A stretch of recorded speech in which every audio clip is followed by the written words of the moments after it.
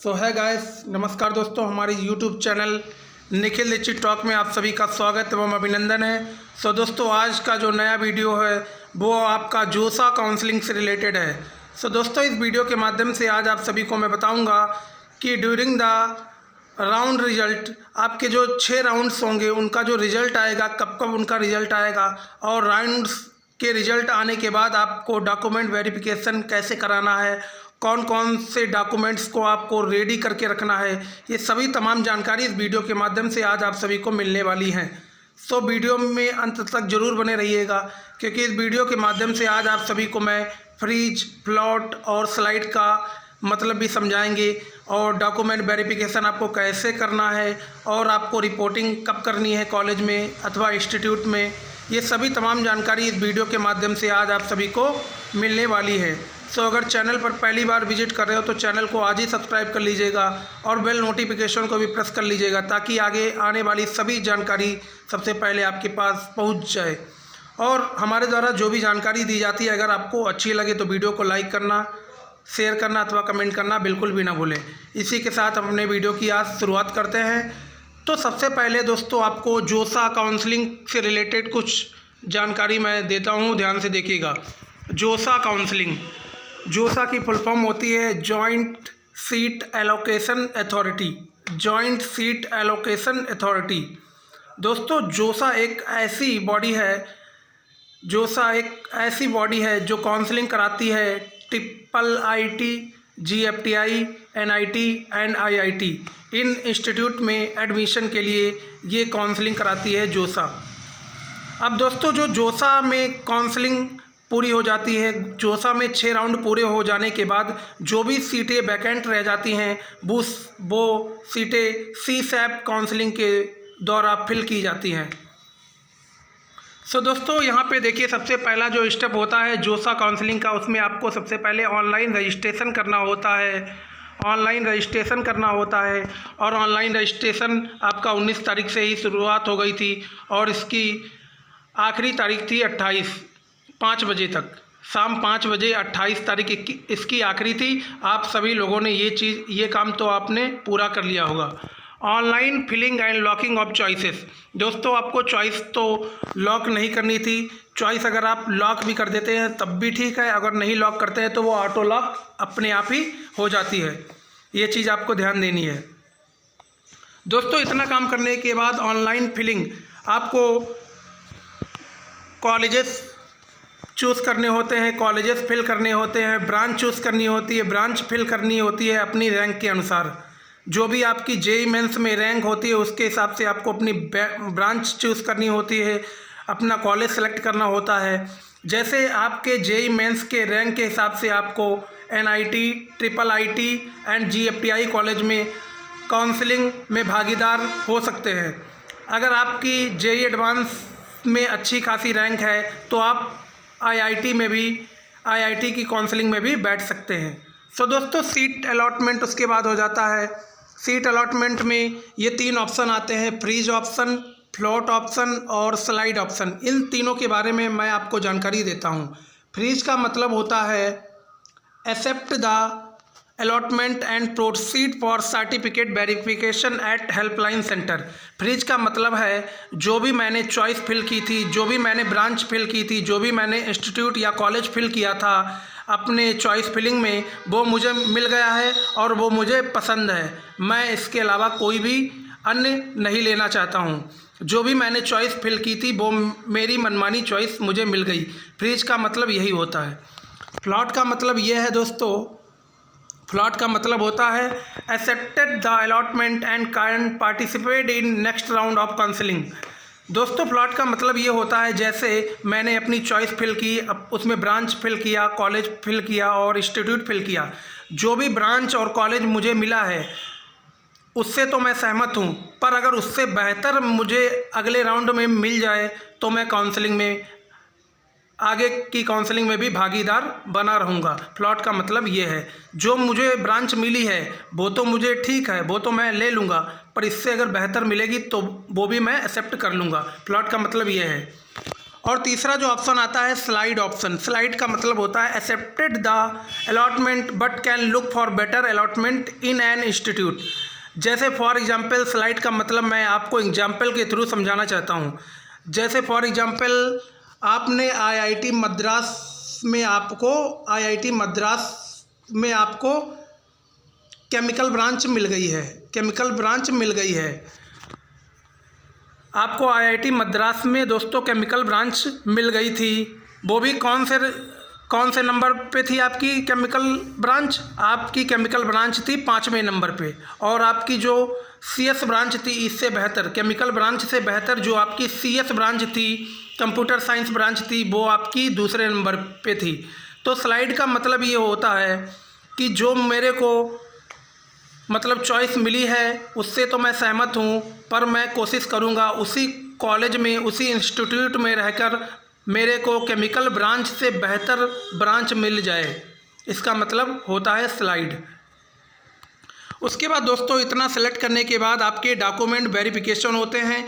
ये document verification online माध्यम से भी पहले होते हैं। अगर आपके डॉक्यूमेंट्स में कोई भी कमी पाई जाती है तो जोसा की तरफ से आपको एक क्वेरी डाल दी जाती है और वो उस क्वेरी का आपको रिस्पांस 3 से 4 दिन के अंदर आपको रिस्पांस करना होता है। अगर आप जोसा के तरफ से जो भी क्वेरी आई है अगर आप उसका रिस्पांस नहीं करते हैं तो आपकी सीट कैंसिल मानी जाती है और आपका जो सीट है वो रिजेक्ट हो जाती है। फिर इसके बाद reporting to the allotted institute. दोस्तों इतना करने के बाद आपको जो भी इंस्टीट्यूट आपको मिला है, जिस भी इंस्टीट्यूट में आपको जो भी ब्रांच मिली है वहाँ पे आपको रिपोर्ट करना है अपने डॉक्यूमेंट वेरिफिकेशन कराने के लिए। इतनी चीज़ आपको समझ में आ चुकी होगी। नेक्स्ट, अब मैं आपको कुछ शेड्यूल बताता हूँ दोस्तों जो जोसा का रहा है। जोसा काउंसलिंग 2023 शेड्यूल। अब मैं आपको जोसा का शेड्यूल बताता हूँ। जोसा काउंसलिंग 2023 का मैं आपको शेड्यूल बताता हूँ, एक नज़र इस पर भी डाल लेते हैं। जोसा काउंसलिंग 2023 का शेड्यूल ध्यान से देखिएगा।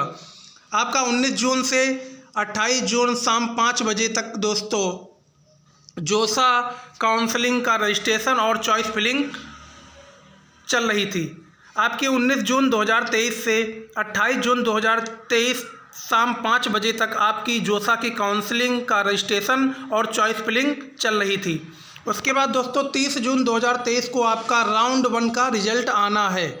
जोसा काउंसलिंग सीट एलोकेशन राउंड 1 का रिजल्ट आएगा आपका 30 जून 2023, यानी कि आज आपका राउंड 1 का रिजल्ट भी आ रहा है जोसा का। जोसा काउंसलिंग सीट एलोकेशन राउंड 1 का आज रिजल्ट आ रहा है, वो भी 30 जून को। दोस्तों 30 जून को जब आपका राउंड 1 का रिजल्ट आ जाएगा, उसके बाद 30 जून से लेकर 5 जुलाई तक का आपको समय मिलेगा डॉक्यूमेंट वेरिफिकेशन कराने का, फी पे करने का और भी जो क्राइटेरियाज होते हैं उनको फिल करने का। ये सभी चीज़ें आपको 30 जून से लेकर 5 जुलाई तक ये सभी प्रोसेस आपको कंप्लीट कर लेने हैं। इतना काम करने के बाद, और हाँ एक चीज़ और भी ध्यान देने वाली बात है, अगर आपको दोस्तों राउंड 1 में सीट मिल जाती है और अगर आप 5 जुलाई तक पेमेंट नहीं करते हैं, जैसे SC ST के लिए 20,000 रुपीज़ है और जनरल OBC EWS NCL जो भी हैं, जो भी कैटेगरीज हैं उनके लिए 40,000 फीस पे करनी होती है। अगर आपने 5 जुलाई तक ये फीस नहीं पे की तो आपकी सीट कैंसिल मानी जाएगी। उसके बाद दोस्तों 6 जुलाई 2030 को जोसा काउंसलिंग सीट एलोकेशन राउंड 2 का रिजल्ट आएगा। 6 जुलाई 2023 को जोसा की जो सीट एलोकेशन है उसके राउंड 2 का रिजल्ट 6 जुलाई 2023 को आ जाएगा। अब यहाँ पे 12, उसके बाद दोस्तों 6 जुलाई को जब आपका रिजल्ट आ जाएगा, उसके बाद आप 6 से लगा के 11 तक आपको डॉक्यूमेंट वेरिफिकेशन, फीस एक्सेप्टेंस और सीट एक्सेप्टेंस ये सभी प्रोसेस आपको कंप्लीट कर लेने हैं। उसके बाद 12 जुलाई 2023 को आपका राउंड 3 का रिजल्ट आ जाएगा। जोसा काउंसलिंग सीट एलोकेशन राउंड 3 का रिजल्ट दोस्तों आपका 12 जुलाई 2030 को आ जाएगा। ये सभी चीज़ें आपको ध्यान रखनी है। उसके बाद 16 जुलाई 2023 को दोस्तों जोसा काउंसलिंग सीट एलोकेशन राउंड 4 का रिजल्ट आ जाएगा। फिर उसके बाद दोस्तों 21 जुलाई 2023 को आपका जोसा काउंसलिंग सीट एलोकेशन राउंड 5 का रिजल्ट आ जाएगा। 21 जुलाई 2023 को आपका राउंड 5 का रिजल्ट आ जाएगा। उसके बाद 26 जुलाई 2023 को राउंड 6 का रिजल्ट आ जाएगा। ये राउंड दोस्तों जोसा का लास्ट राउंड होगा। जो राउंड 6 है ये जोसा का लास्ट राउंड होगा। अब दोस्तों जो 21 से 26, 16 से 21, 12 से 16 के बीच में जो गैप है, इन गैप्स के अंदर आपको डॉक्यूमेंट वेरिफिकेशन और अपनी फ़ीस पे करनी है और अपने आपको डॉक्यूमेंट अपलोड करने हैं। ये सभी प्रोसेस आपको करने हैं। इतनी चीज़ आपको समझ में आ चुकी होगी। दोस्तों ये जोसा के 6 राउंड कंप्लीट होने के बाद आपका CSAB काउंसलिंग स्टार्ट हो जाएगी। CSAB का मतलब ये होता है जो भी जोसा में सीट वैकेंट रह गई हैं वो CSAB काउंसलिंग के थ्रू फिल की जाएंगी। दोस्तों CSAB में जो आपकी कट ऑफ रहती है, जो आपकी रैंक होती है वो काफ़ी लो होती है। इसमें CSAB में ये देखा गया है कि 2 लाख, 3 लाख, 4 लाख रैंक तक बच्चों को अच्छे बेहतरीन इंस्टीट्यूट और कॉलेज मिले हैं। नेक्स्ट मैं आपको अब दोस्तों बताता हूँ जोसा 2023 पार्टिसिपेटिंग इंस्टीट्यूट। दोस्तों जोसा की जो काउंसलिंग है इसमें 2023 में कौन कौन से इंस्टीट्यूट और कितने इंस्टीट्यूट पार्टिसिपेट कर रहे हैं ये आपको मैं जानकारी इस वीडियो के माध्यम से देने जा रहा हूँ। पहला इंस्टीट्यूट है दोस्तों Indian institute of technology IIT। IIT कितने हैं दोस्तों? 23 IIT 2023 में जोसा की काउंसलिंग में पार्टिसिपेट कर रहे हैं। उसके बाद national institute of technology NIT, कितने NIT पार्टिसिपेट कर रहे हैं? 31 NIT दोस्तों 2023 के जोसा काउंसलिंग में पार्टिसिपेट कर रहे हैं। Indian institute of information technology IIIT 26 है दोस्तों। ये 26 IIIT 2023 जोसा काउंसलिंग में पार्टिसिपेट कर रहे हैं। Government funded technical institute GFTI 33 GFTI plus IIEST plus Shivpur, ये दोस्तों इतने इंस्टीट्यूट 2023 के जोसा काउंसलिंग में पार्टिसिपेट कर रहे हैं। ये चीज़ आपको ध्यान रखनी है। नेक्स्ट आपका दोस्तों जो जानकारी है बहुत ही बेहतरीन होने वाली है दोस्तों। ये जानकारी आपके लिए बहुत ही मोस्ट इम्पॉर्टेंट है, ये ध्यान से देखिएगा। Documents required for NITs IIITs। अब दोस्तों मैं आपको बताऊंगा कौन कौन से डॉक्यूमेंट्स आपको रिक्वायर होंगे NITs IIITs IIESTs GFTI। इनमें दोस्तों एडमिशन लेने के लिए कौन कौन से डॉक्यूमेंट्स आपके पास होने चाहिए।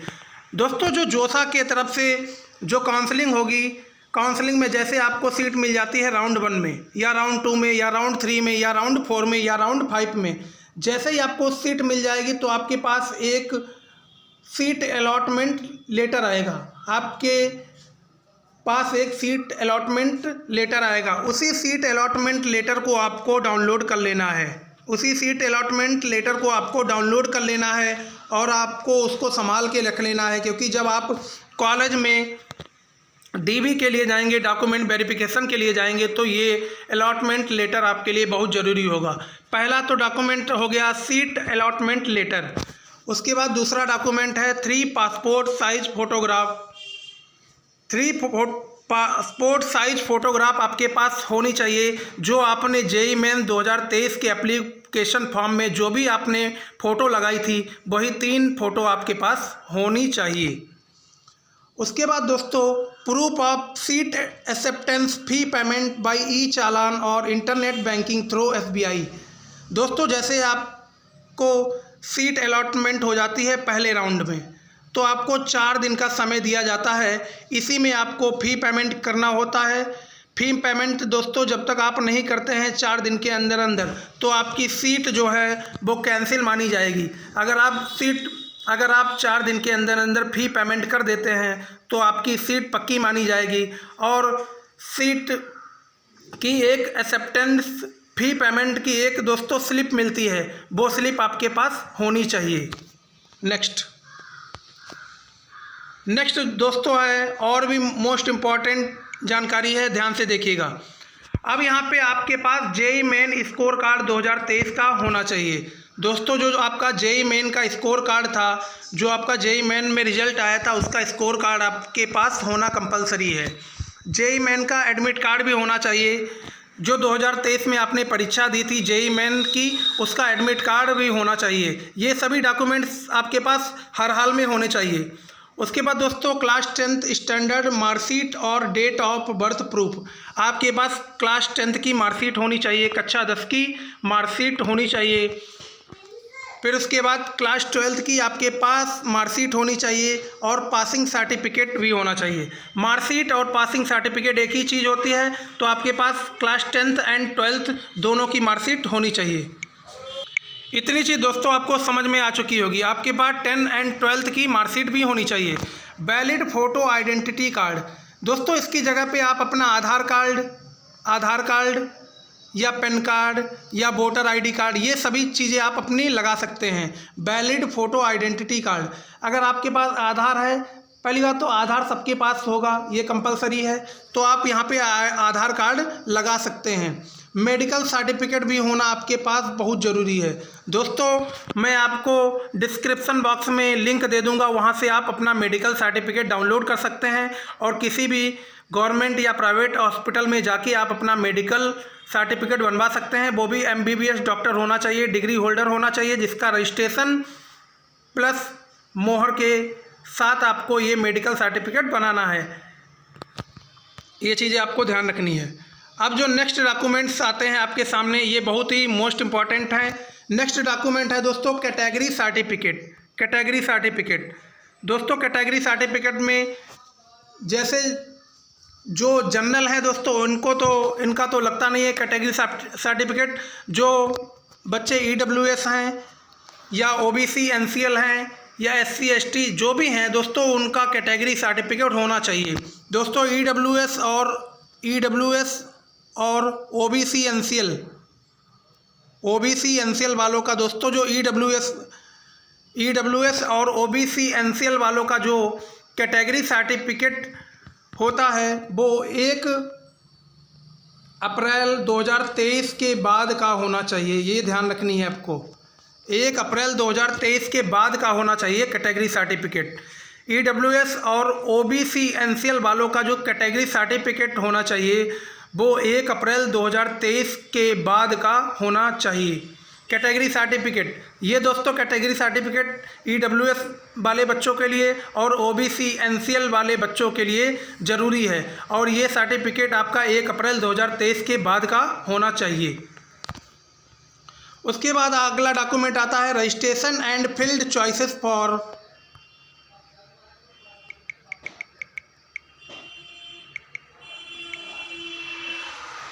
उसके बाद अगला डॉक्यूमेंट आता है registration and field choices for seat allotment. दोस्तों जो आपका रजिस्ट्रेशन किया गया था जेईई मेंस में या जेईई एडवांस में, उसका एक प्रिंट आउट और जो फील्ड आपने जो भी चॉइसेस फिल की हैं और जो भी आपकी सीट अलॉटमेंट लेटर आया है, ये सभी डॉक्यूमेंट्स लेके आपको डॉक्यूमेंट वेरिफिकेशन अपना करा लेना है। और जब भी आपको इंस्टीट्यूट जाना है तो आपको अपना आय निवास इनकम सर्टिफिकेट और आपको अपना निवास प्रमाण पत्र, ये सभी डॉक्यूमेंट्स भी ले जाने हैं साथ में। दोस्तों इससे आपका क्या होता है, इससे आपका थोड़ा फ़ी में रिमिशन हो जाता है। जैसे कोई भी सर्टिफिकेट होता है, जैसे आपका आय प्रमाण पत्र है, जो आपका इनकम सर्टिफिकेट है, अगर जो भी बच्चे जनरल कास्ट या OBC कास्ट के होते हैं तो उनको दोस्तों इसमें छूट मिल जाती है। SC ST वालों को ट्यूशन फ़ी नहीं देनी पड़ती है JIITs में, NITs में, IIITs में, GFTI में। इसमें SC और ST वालों को कोई भी ट्यूशन फीस नहीं देनी पड़ती है। और दोस्तों इसमें OBC और जनरल वालों को फीस देनी पड़ती है। अगर आपके पास इनकम सर्टिफिकेट है वो 1 लाख से नीचे का होना चाहिए तो आपको पूरी ट्यूशन फ़ी माफ़ हो जाएगी।